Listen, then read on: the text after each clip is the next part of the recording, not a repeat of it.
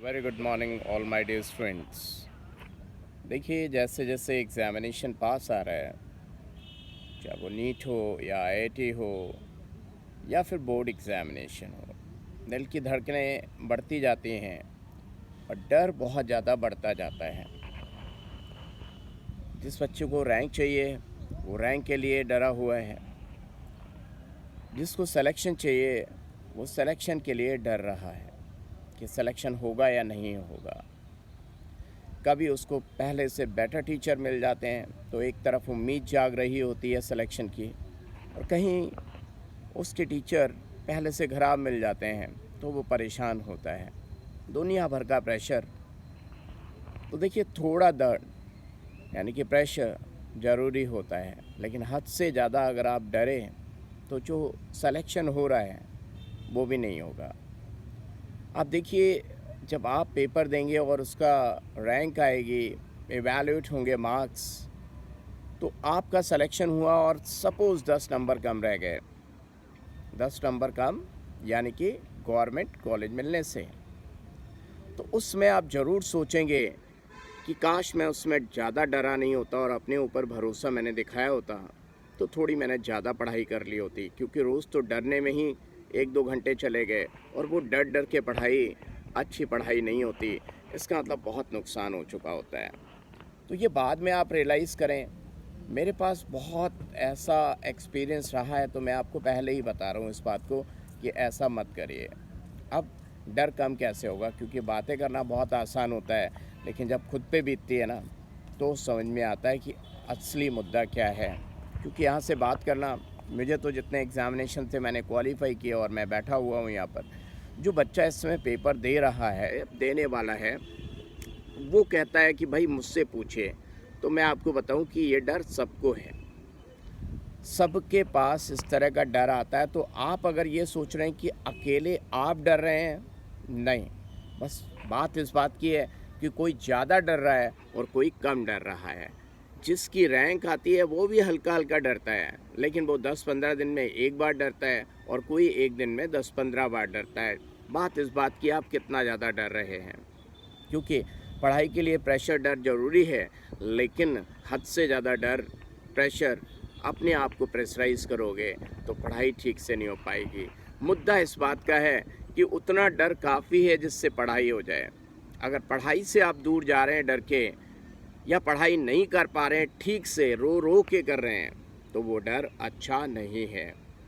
अब आप मान के चलिए, ऐसा मान के चलिए कि मैंने बस ठीक से पढ़ना है, मुझे रैंक मिलेगी ही मिलेगी, मेरा सिलेक्शन होना तय है।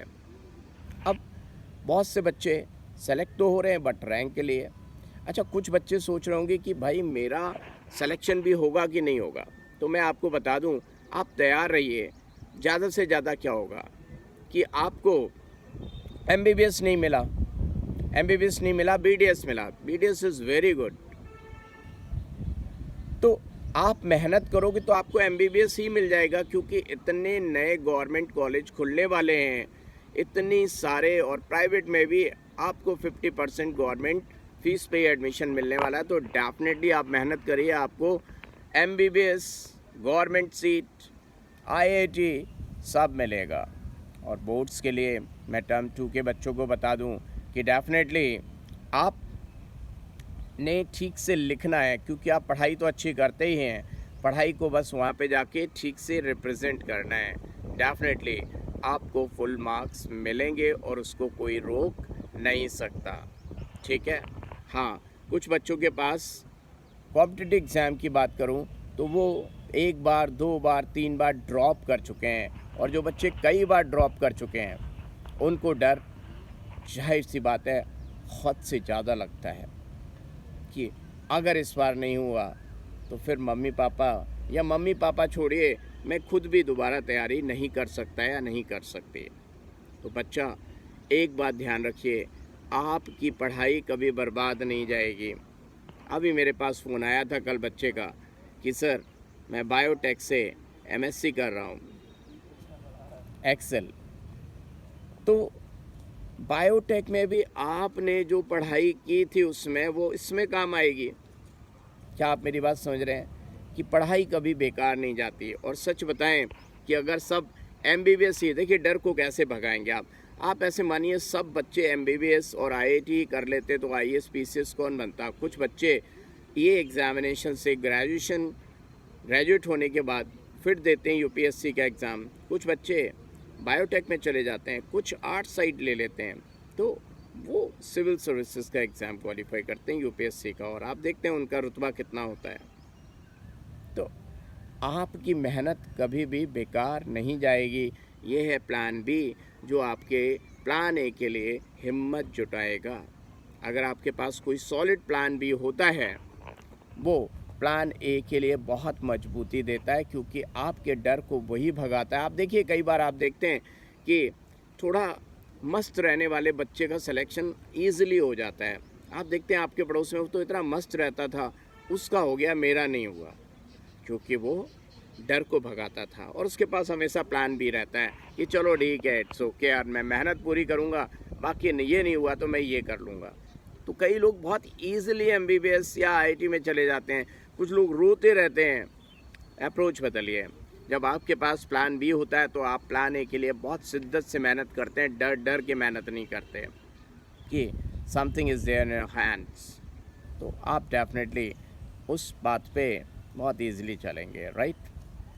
आप देखिए, मैं मान लीजिए बहुत लॉन्ग ड्राइव पे जा रहा हूँ, मान लीजिए चंडीगढ़ से लखनऊ आ रहा हूँ, और मैं सोचूं यार मेरी कार अगर रास्ते में ख़राब हो गई तो मैं क्या करूँगा। ऐसे सोच के डरता रहूँगा और रास्ता मेरा बेकार जाएगा।